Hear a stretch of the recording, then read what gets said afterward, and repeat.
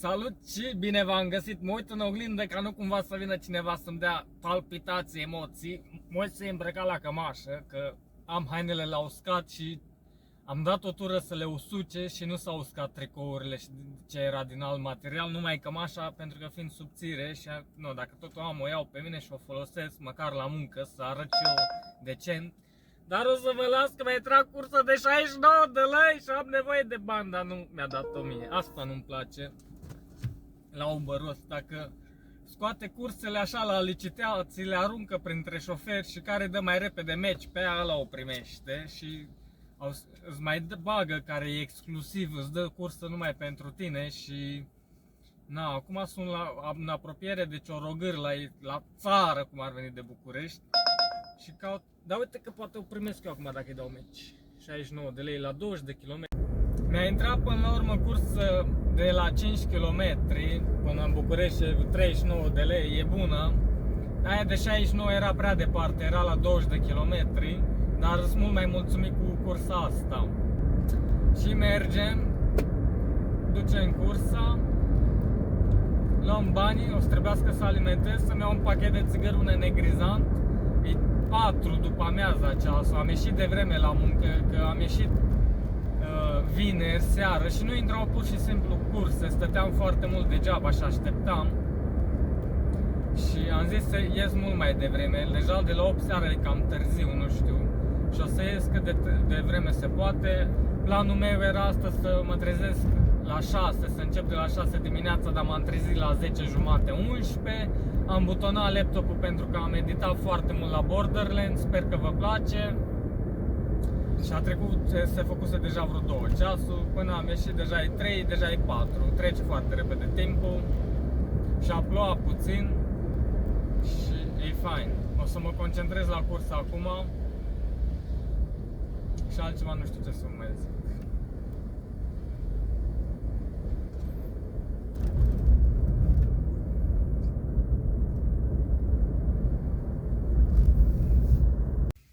Moise a revenit.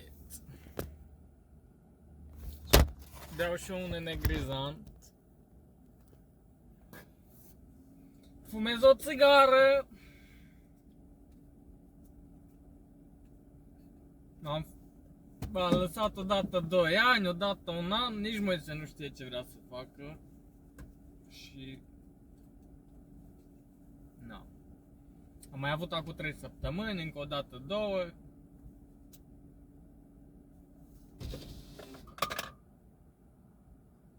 Vreau să savurez și eu clipa.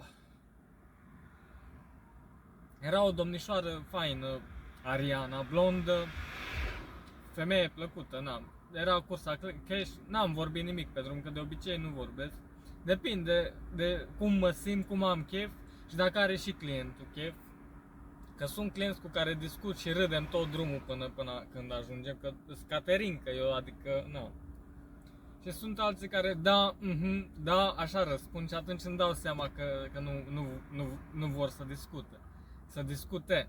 Și au fost momente când eu tot am continuat, eu eram vesel, îmi vedeam de ale mele și îmi dădea la sfârșit că vorbesc prea mult, gen, și că chestii de genul ăsta. Și pe urmă asta, bă, poate chiar omul n-avea chef, na, și eu am încercat să-i fac ziua mai bună, dar tot degeaba.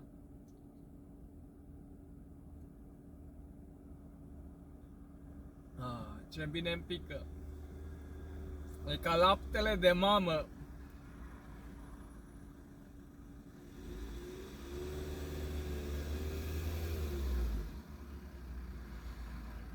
Mi-am dat tot programul peste cap pentru că începeam de obicei pe la 8 seara sau 6 după amiaza, stăteam până dimineața la 5 jumate.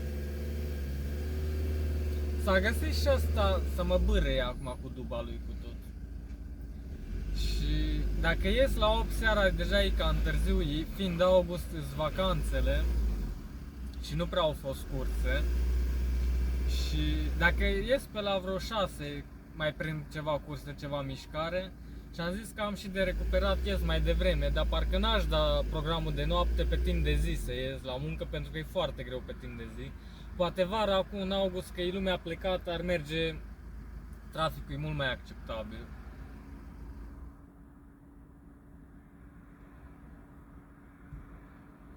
Și când e full sezon cu toată lumea aleargă la muncă, la școală și toate cele, e haos, e urât rău de tot. Și am prins o zi de vineri, când zi de vineri e și aglomerat pentru că e vineri și a fost ca și plouat. Toată ziua n-am făcut nimic altceva decât bară la bară, bară la bară, semafor după semafor, deci mi se acrise că îmi venea să plâng.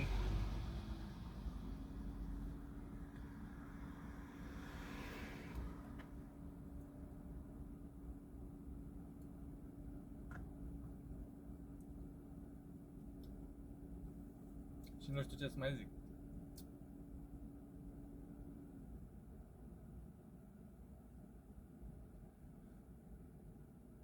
Trebuie să și mănânc. E mai important decât țigara. Și trebuie să muncesc. Dar savurez clipa de țigară acum.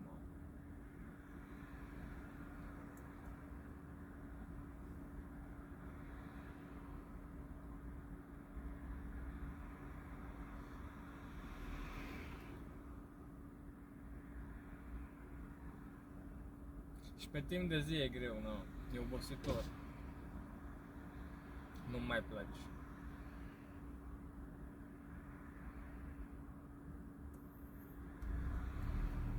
Facem economie, oprim motorul.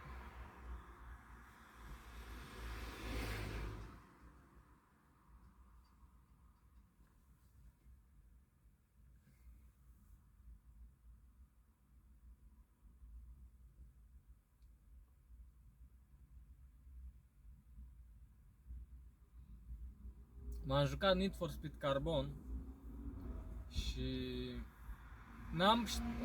îl jucasem și înainte și l-am postat pe YouTube, era doar finalul și m-am reapucat și pe urmă mi-am dat seama că, bă, stai că l-am înregistrat deja odată și după am văzut că e doar partea finală.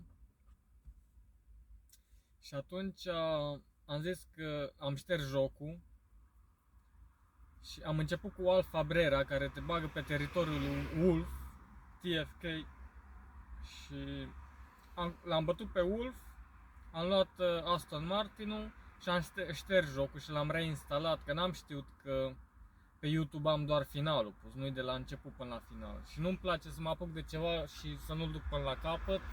Și al doilea lucru, nu-mi place să pun doar finalul.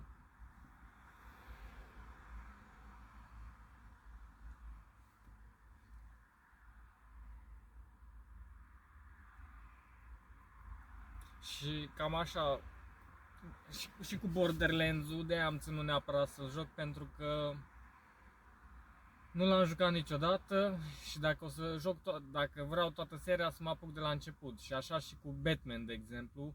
Îl cumpărasem la reducere, Batman Arkham Knight. E ultimul joc, e din 2015, ultimul joc din serie. Și atunci o să cumpăr toată seria, că era la reducere pe G2A. Și o să mă apuc de Asylum, îi zice, la primul Batman, și e fain și ăla, în care apare Batmobilul, dar nu poți să-l folosești, să-l conduci. Și în Arkham Knight poți să mergi cu Batmobilul, te bați cu ea pe acolo prin oraș, e fain. Toată seria mi-a plăcut de Batman. Și am mai cumpărat Shadow of War de la Lord of the Rings. Și l-am dus deja la final, am level 54 cu Talion. Și cam la asta mă gândesc. Și o să-i dau drumul la muncă. Beau enegrizantul, una alta, să vedem ce curse ne mai intră. Și cam ăsta e planul. Așa, tati, cursa de 86 de lei mi-a lăsat 100.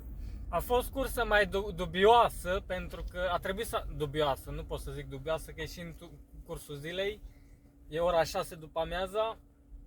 Cursă de 86 de lei, 80, mi-a lăsat 100 cașcavalul. Și a trebuit să iau pliante, să aduc pliante. E un eveniment aici la Buftea, ceva, că e plin, e aglomerat peste tot. Numai gagici cu fuste scurte și cu bucile pe afară, vezi pe aici prin București. Nu zic că e un lucru bun, dar nici rău în același timp. Sunt îmbrăcate ca niște târfe. și trebuie să alimentez GPL. Am reușit, am pus benzină 5 de lei, băgăm 5 de lei GPL, mi-a luat și țigări și ne descurcăm.